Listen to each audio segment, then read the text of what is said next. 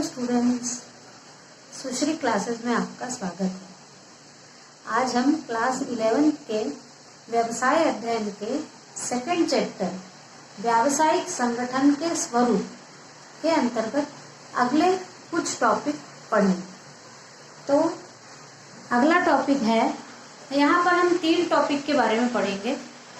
Firm में साझेदार कौन हो सकता है, क्या एक नाबालिग भी साझेदार हो सकता है, और नाबालिग साझेदार के अधिकार। हमने इससे पहले वाले वीडियो में साझेदारी क्या होता है ये सीखा है। तो साझेदारी क्या होता है ये पता चलने के बाद ही आपको ये टॉपिक समझ में आएंगे, इसलिए मेरे पिछले 3-4 वीडियो देखेंगे तो आपको सब समझ में आ जाएगा ठीक से। अब हमको देखना है कि फर्म में साझेदार कौन हो सकता है। तो ऐसा कौन कौन साझेदार, यानी एक ही उद्योग में 4-5 लोग या जितने 2 या 2 से अधिक और 20 से कम, और बैंक में 10 से कम, ऐसे लोग मिलकर साझेदार हो सकते हैं। तो कौन साझेदार हो सकते हैं? मैं पहला है वयस्क होना। साझेदार जो है वो 18 वर्ष की उम्र पार कर चुका हो और उसे वयस्क मानते हैं। पर ऐसा व्यक्ति जिनके संरक्षक न्यायालय द्वारा नियुक्त किए गए हों तो उन्हें 21 वर्ष की आयु पूर्ण करने पर ही वयस्क माना जाता है।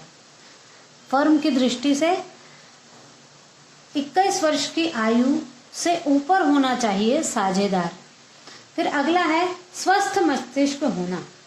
जिस व्यक्ति को साझेदार बनना है, साझेदार यानी पार्टनर, जिस व्यक्ति को साझेदार बनना है उसका मस्तिष्क स्वस्थ होना चाहिए। वो पागल या न्यायालय के द्वारा अयोग्य घोषित न किया गया हो, उसका मस्तिष्क स्वस्थ होना चाहिए। असामान्य मस्तिष्क वाला साझेदार नहीं हो सकता। उसके बाद अगला है अयोग्य घोषित न हो, उसे सरकारी नियम द्वारा अयोग्य घोषित न किया गया हो। जैसे कोई अपराधी है या विदेशी शत्रु है या कैदी है या दिवालिया व्यक्ति है या उच्च पद पर जैसे राजदूत हैं, ऐसे व्यक्ति फर्म में साझेदार नहीं हो सकते, इनको अयोग्य घोषित किया गया होता है। फिर है स्वतंत्र सहमति। अनुबंध करते समय योग्य व्यक्ति की स्वतंत्र सहमति का होना आवश्यक है। जब उस व्यक्ति की स्वतंत्र, किसी के दबाव में नहीं, जब उसकी स्वतंत्र सहमति होगी तभी वो किसी भी फर्म में साझेदार बन सकता है। एक विवाहित पर्दानशीन स्त्री किसी भी फर्म में साझेदार बन सकती है, परंतु फर्म में ऋणों के लिए उसका दायित्व उसकी निजी संपत्ति अथवा स्त्री धन तक ही सीमित माना जाता है। यानी यदि कोई पर्दानशीन, पर्दे वाली स्त्री यदि साझेदार है तो उसका केवल उसका दायित्व, यदि उसको हानि होती है या ऋणों को भुगतान करना है तो वो अपनी संपत्ति बेचकर, स्वयं की जो होगी, और अपना स्त्री धन यानी गहने वगैरह बेचकर वो उसकी भरपाई करेगी।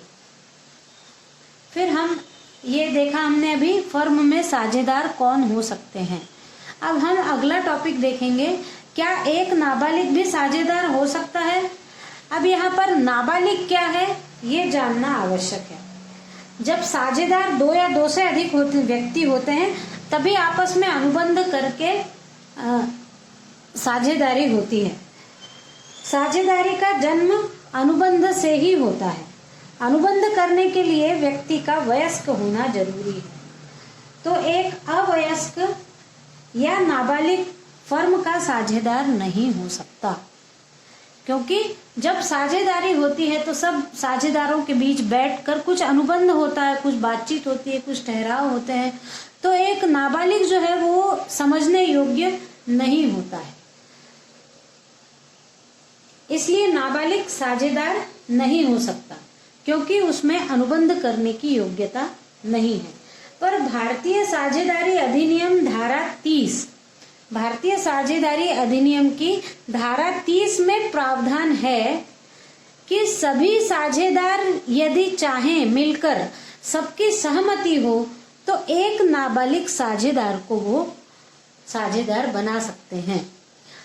कब बना सकते हैं? जब जितने भी उस व्यवसाय में साझेदार होंगे वो सारे साझेदारों की जब सहमति हो तब वो केवल एक नाबालिग साझेदार को रख सकते हैं और वो केवल लाभ में भागीदार रहेगा।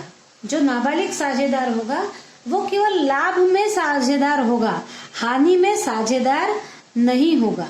हानि होगी तो वो नाबालिग के लिए नहीं मानी जाएगी। फिर उसका दायित्व केवल फर्म में लगाई गई पूंजी तक ही सीमित है। यानी मान लीजिए उसने कोई राशि फर्म में लगाई है तो उसका दायित्व केवल राशि फर्म में लगाने तक ही सीमित है। इसके बाद वो किसी भी उसमें सहभागी नहीं हो सकता। उसे अवयस्क या साझेदार नहीं कह सकेंगे। उसके लिए अधिनियम के अंतर्गत केवल नाबालिग शब्द का ही उपयोग किया जा सकेगा, अवयस्क उपयोग नहीं किया जा सकेगा और साझेदार भी नहीं कहा जा सकेगा। फिर जब वो बालिग हो जाता है तो बालिग होने पर यदि वो स्वयं चाहे तो वो इस साझेदारी से हट सकता है, या यदि उसे साझेदारी से हटाना है तो किसी एक साझेदार को ये सब लोगों के सामने सार्वजनिक रूप से सूचना देनी होगी।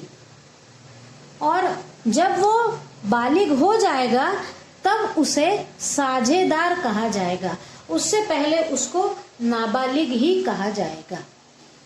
तो ये है, क्या एक नाबालिग भी साझेदार हो सकता है, उसका भी हमने देखा। अगला है नाबालिग साझेदार के अधिकार। तो यदि कोई साझेदार नाबालिग है तो उसको क्या क्या अधिकार है? सबसे पहला अधिकार है कि लाभ में अधिकार। एक अवयस्क साझेदार जिसे नाबालिग कहते हैं उसको उसके हिस्से का लाभ पाने का अधिकार है, क्योंकि जब लाभ होगा तो लाभ के भी जितने साझेदार है उसमें हिस्से होंगे, तो जो उस नाबालिग का हिस्सा होगा वो लाभ पाने का उसको अधिकार है। फिर संपत्ति में अधिकार। एक अवयस्क या नाबालिग को उसके हिस्से की संपत्ति पाने का अधिकार है। फिर आगे है पुस्तकें खाते देखने का अधिकार। यदि वो किसी फर्म का साझेदार है तो उसको उस फर्म के सारी पुस्तकें या खाते देखने का अधिकार है, जांचने का अधिकार है, निरीक्षण करने का अधिकार है, उनकी नकल प्राप्त करने का अधिकार है।